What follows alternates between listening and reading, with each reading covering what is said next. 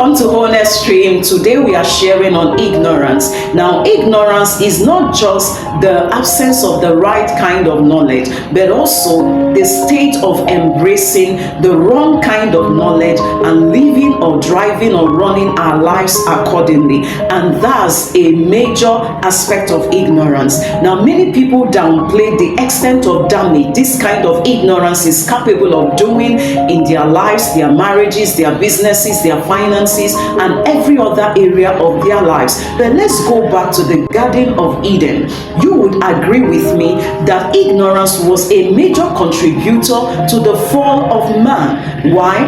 Because they embraced the wrong kind of knowledge. The serpent sold them a lie. They embraced the wrong kind of knowledge, and that was how problem broke out.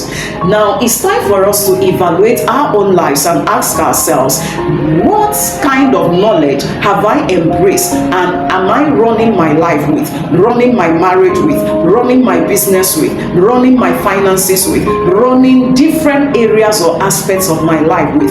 Because what you know is what informs your decisions, is what informs the way you think, the way you see life, the way you perceive things, okay, your ideologies, your philosophies, and all that. So which means when we are having problems in our lives, in our marriages, in our finances, in our ministries, in our careers, could it be that we are running them wrongly or running them with a wrong kind of knowledge? Because once this kind of ignorance is in place, there would always be problem.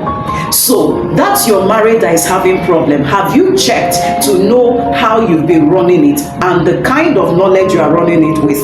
Your business, your life, your finances, different aspects of your life that is having one problem or the other.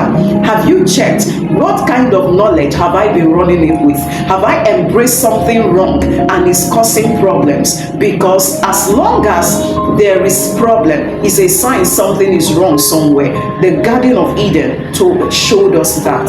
So it's time for us to begin to readjust and do a proper evaluation and ask ourselves, where is the problem coming from? And when we are able to answer that question, we can cast down or lay aside wrong knowledge and begin to press for the right kind of knowledge by seeking for godly wisdom, godly counsel, okay, embracing God and embracing those He has helped in the area that we are struggling. Because if their lives are working, then there is something they know that we need.